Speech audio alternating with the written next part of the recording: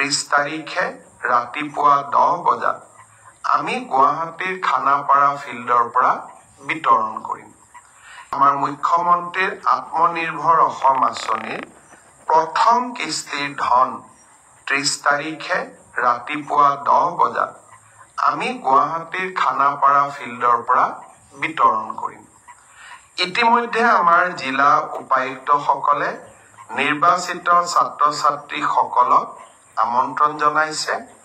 মই আশা কৰিম যে 25,000 নিৰ্বাচিত যুৱক-যুৱতী অহা 30 তাৰিখে যাতে খানাপাৰালৈ আহে। প্ৰথম আমি 75,000 টকা দিম।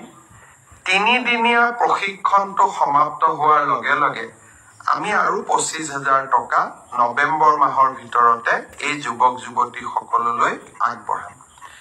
পৰৱৰ্তী এই 1 লাখ টকা কেনেকৈ ভাল কৰি ব্যৱহাৰ কৰিছে তাৰ ওপৰত ভিত্তি কৰি আমি পৰৱৰ্তী সময়ত আৰু 1 লাখ টকা যুৱক-যুৱতীসকলক আমি দিয়াৰ ব্যৱস্থা কৰিম।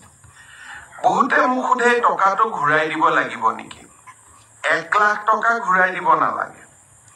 আৰু বাকী 1 লাখ টকাও 3 বছৰ পিছত মাত্ৰ মাহত 5,000 টকাৰ এটা সৰু ইনষ্টলমেণ্টেৰে 5 বছৰ সময় আমাৰ 5,000 কৰি আপোনালোকে লাহে লাহে এই পইচাটো আমাক উভতাই থাকিব পাৰিব। ল'ৰা-ছোৱালীক, যুৱক-যুৱতীক আমি সকলো প্ৰকাৰে সহায় কৰাৰ বাবে আমি প্ৰচেষ্টা কৰিছোঁ।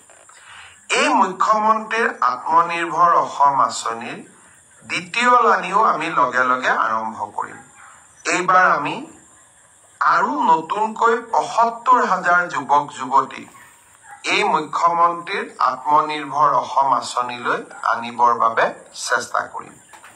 যুৱক-যুৱতীসকলক মই অনুৰোধ কৰিম, চৰকাৰী চাকৰিয়ে হওক বা আত্মনিৰ্ভৰশীলতাই হওক, দুইটা ক্ষেত্ৰতে আমাৰ চৰকাৰে আপোনালোকৰ লগত সুন্দৰভাৱে কাম কৰি যাব।